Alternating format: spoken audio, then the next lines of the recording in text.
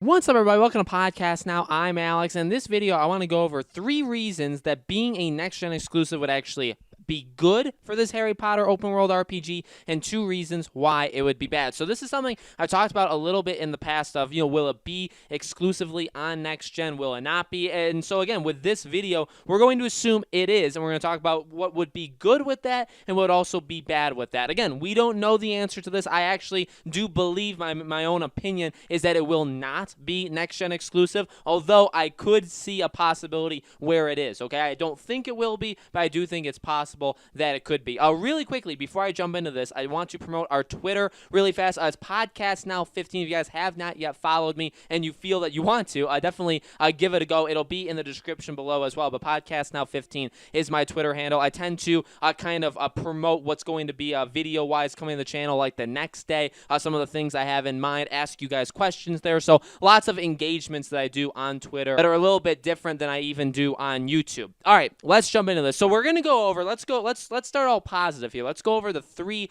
good things that would come about if this game was only available on PS5, Xbox Series X, and then we'll go over the 2 things that would be not good. The first thing is obviously graphics, lighting, sound, all of that kind of stuff, all the technology kind of stuff. So, I mean, there's just no doubt that being on next gen is going to make the game prettier, is again going to, and lighting is something that I think people tend to kind of take for granted, although the lighting of any game is very, very important. So basically, if the game is on next gen, I mean, I think factually we would kind of, this is kind of known, right? This is nothing new, but if the game is only on next gen, the game is just definitely going to look better than it would have if it was on current gen. Now, with that being said, there have been examples, especially when we go in the transition period, like a game like The Last of Us Part 2, okay? Say what you want about the story of that game, but visually, it's one of, if not the greatest looking games of all time. Even like Final Fantasy VII's remake is one of the greatest looking games of all time. There could be games for the first couple years of next generation that don't even come close to matching that, okay? Just it obviously depends on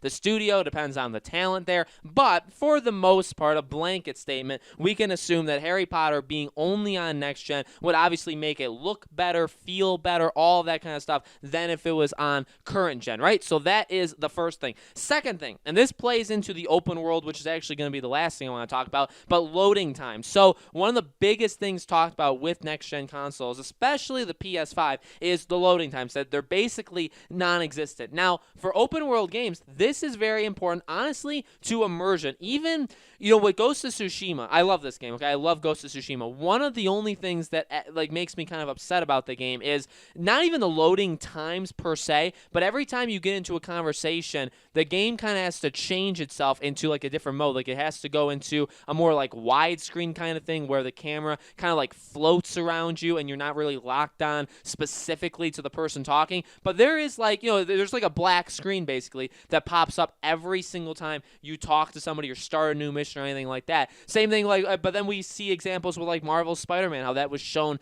on next gen, how the loading times are, again, basically non-existent. So that's kind of what I want. I want to be able to fluidly talk to people, go to Hogsmeade, go to Hogwarts, go to all these different places in Hogwarts. Again, kind of the transition of maybe have a duel or have like a fight situation and then go right into talking to somebody and then go right into having a class, with like Defense Against the Dark Arts or something. You know what I mean? I want to be able to do these things one after another, which you do in open world games, okay? Any open world game is that, but there's a lot of pauses. And I'm not saying that games that do have pause, I mean, look, games like Witcher, Dragon Age, Massive, I mean, all these kind of games, Red Dead, GTA, they all have loading times, okay? They all have things that kind of break the immersion just a little bit, and we kind of just, scoff at it. We say, it doesn't really matter. It's not really a big thing, right? But, in general, for whenever we're talking about jumping to next gen, you talk about the possibilities of what could happen. You look at the Unreal Engine demo for the PlayStation 5, and I mean, that thing is literally insane, right? They go from one situation to another, which in any game, for the most part now, you'd have to have some sort of break to it, right? There's no way you'd be able to go to literally and do one thing after the other. The consoles and the engines that these games are running, I mean, it's mainly the engines, but engines obviously are very much tied to consoles as well. They just cannot handle, right? So again, in terms of making a very immersive, a very big, a very amazing open world, loading times are very important. And then the third thing is an actual open world. So again, what do I mean by that? Is basically taking all of these things and putting it together. I mean, again, we may only get one shot at this Hogwarts, which is it's kind of the central theme where I've talked about in past Harry Potter videos. If this is the only time, this is the only game, say this is a trilogy, but then we grow up and we're not in Hogwarts anymore. Maybe we are, it's possible, but say this is the only time we're in Hogwarts. I mean, I need this to be, I want this to be good. I need this to be good. I want the most immersive Harry Potter game humanly imaginable. I want one of, honestly, the best open world games possible. I really do. I get that it's in a different kind of, because it's Harry Potter, more like magic. I get that it's kind of different, but I mean, a lot of these open world games, Ghost of Tsushima is a very different kind of open world game than Horizon, which is a very different open world game than Red Dead, but they're all very good open world games. You know what I mean? Obviously different levels for each of them, but I want Harry Potter right there at the tippity top, right? That's what I want from this game, and in order to do that, I think Next Gen does give the best shot. Again, being able to move from all these locations one to the next without really thinking about it, being able to, and we talk about all the stuff that this game should have, right? Do we want dueling? Do we want multiplayer? Do we want, I don't know, to be, and just general things in this game, too, to be able to explore different areas of Hogwarts, to do all these spells, to do all these classes. I mean, literally the list goes on and on and on of what I want to be able to do in this game. Again, there are limitations just in general, and going into a next-gen game, if the game is only made for next-gen, you would probably assume that does give it more flexibility, that does give it more area to move in than if it was on current-gen, right? There would be more available to it for next generation. So again, lots of positives. Now, the two negatives, and honestly, these are very big. The first one is the obvious one, so let's talk about that first, is limiting the player base, okay? Now, we talk about like if Microsoft buys Warner Bros. Games, obviously that would be limiting the player base too, right? Because that would be only on Microsoft consoles, obviously possibly on PC as well, but this game always kind of strikes me as maybe a game that would only be available on consoles. We'll have to see, but that's kind of always been my assumption. My assumption obviously could have very well been wrong, but that would be limiting the player base right there. But what I mean, more or less, is going to next gen, you are not going to have everybody that has a current gen that's getting next gen. I mean, that's just factually it. Both companies, Microsoft and Sony, have had different kind of stances on that situation, right? Do you leave them behind? Do you not? Do you kind of like let them stick around and you try and make games for them as well? What do you do? Again, for Harry Potter, this is a game that I think so many people want. And see, one of the biggest problems with Harry Potter, okay, if we're looking at it, is the game was leaked very heavily, right? October of 2018. We were still in current gen. And a lot of people thought that leak meant that we were going to get the game's announcement very soon after, right? So I think that does honestly play into it. Like, nobody really expect the next BioShock, which has been talked about by them, right? But we haven't seen it yet. We probably won't see it for a few years. I tell you that a BioShock game is confirmed and it's coming. Nobody in their right mind thinks it's coming for current gen, right? Everybody knows it's coming for next gen. Why? Because it's talked about in the very end of current gen, right? We're at the middle point of 2020. BioShock was confirmed around January, but even then, it's like, okay, well, they said we're not going to see it for a while. We know it's 2020 already. We know this is the year of transition to next gen. Why would it come out on current gen? Okay. Again, the problem with Harry Potter is it was announced back in 2018 when there was still a full almost 2 years. I mean, if it came out, the leak came out October 2018. We aren't getting next gen until November 2020. That is 2 full years that the only consoles have been current gen. So again, when the leaks came out, it was for current gen. So then if you make it be only next gen, I mean, that is upsetting, right? That does, it makes sense why people would get upset about that. I understand that. Again, there's different ways. Games that are talked about in a certain time period or the way they're talked about, they may not get that kind of hate if they say, oh, we're only available on next gen, because it's kind of assumed. But for Harry Potter, I think for the longest time, for years,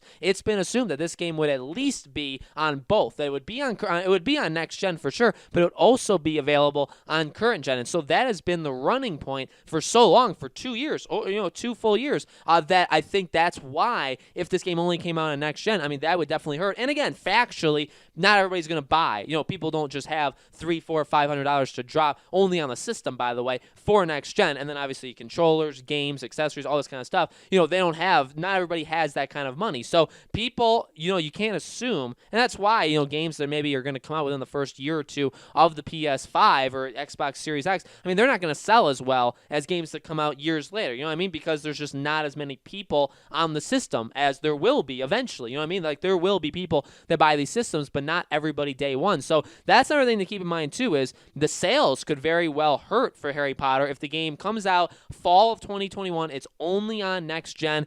you're playing to a whole lot less amount of people than you would be if you did both, right? The game, say the game sells 2-3 million copies. I mean, that would actually be probably really good for next gen. That would probably be a high rate of people that own the system that buy the game. But in general, I mean, it would be that's a very low number, right, for a game like that. And that simply is because, well, you eliminated hundreds of millions of people from the last generation. You know, there's over 100 million people that have the PS4. There's not going to be 100 million people that have the PS5 in the first year. Maybe eventually it gets there. I think it'll get pretty close, but not, you know, it will take a long time to do that, right? It's for them to make that decision. And the last thing, this is kind of a smaller thing that I don't think a lot of people are thinking of. It's kind of a thing that I mainly try to think of too, is, well, was the game made only for next gen? So this is, again, I'm taking this point as if the game, say, was supposed to be for both, but they like canceled one and they said, okay, it's only available on next gen. An example we have is really the talk on the Batman game from Warner Bros. Montreal. That game for the longest time has been talked about as both, but a lot of recent rumors and leaks of that game, they use the term that it's mainly for next gen. Now, I don't even know what that means, because if it's mainly for next gen, well, why has it been in the making for 4 or 5 years if it's been mainly for next gen? They didn't even have the dev kits for next gen 4 or 5 years ago, so how could it have been made with next gen almost solely in mind? You know what I mean? So that's kind of the verbiage that I'm thinking of with this Harry Potter game. I don't want them to come out and say, well, you know, we were thinking about doing it for both of these platforms, but we really, you know, we're thinking about for only next gen, because here we go. Here's why. The reason is, like I said, for those 3 positive reasons, I want a game made, if they're going to make a game for next gen, I want it to, and only next gen, I want it to completely take advantage of as much as they possibly can in that time frame, okay? If the game was made for both, I don't know how much, or if it's made for both and say they canceled the current gen version or something like that, you know, was it made for next gen, you know, specifically? I don't think it was. I think it was probably made for current gen, and they kind of ported it over. In fact, even like EA, the NHL games, they even kind of used words. They're not doing that for this year's NHL, but the way they worded it almost was like, well, we have to make NHL 21 first on current gen, and then we have to move it over to the next gen consoles, which takes a lot of work. But you know what I mean? That means they made it for current gen, and then they moved it to next gen. I don't want that. And again, we may get that for Harry Potter, and that's completely fine. I just don't want them to say, oh, this game was made with next gen exclusively in mind, when factually that's not true. You know what I mean? I don't want them to lie to us with that. That's basically the point I'm trying to drive home with this one. Do I think that'll happen? I think it's possible. I think developers lie all the time with things like that. So we'll have to see. But again, I mean, besides the player base, really, there's a lot of positives to this game only being on next gen. Not all. In fact, obviously, not having a lot of people playing this game is one of the biggest things you could possibly get wrong when making a video game, right? So you do have to keep all these things in mind. But this is just, again, these are just my opinions. Let me know in the comments below, guys, what are yours? What are some good things you think can come about having Harry Potter only on next gen? What are some bad things? Any other lists for Harry Potter you guys want me to make? Let me know all that in the comments below. As always, make sure you guys are subscribed to this YouTube channel, Podcast Now. Hit the bell icon so you guys know when all these videos go up. And like I said in the beginning of the video, follow me on Twitter if you guys haven't already. Podcast Now 15 is the Twitter handle. More Harry Potter videos every little while, every week, 2 weeks. Again, if you guys want more, if you want specific videos, I should say, of Harry Potter, definitely let me know, and I'll try and get to as many as I can, okay? Thank you guys for watching, and I'll see you all on the next video.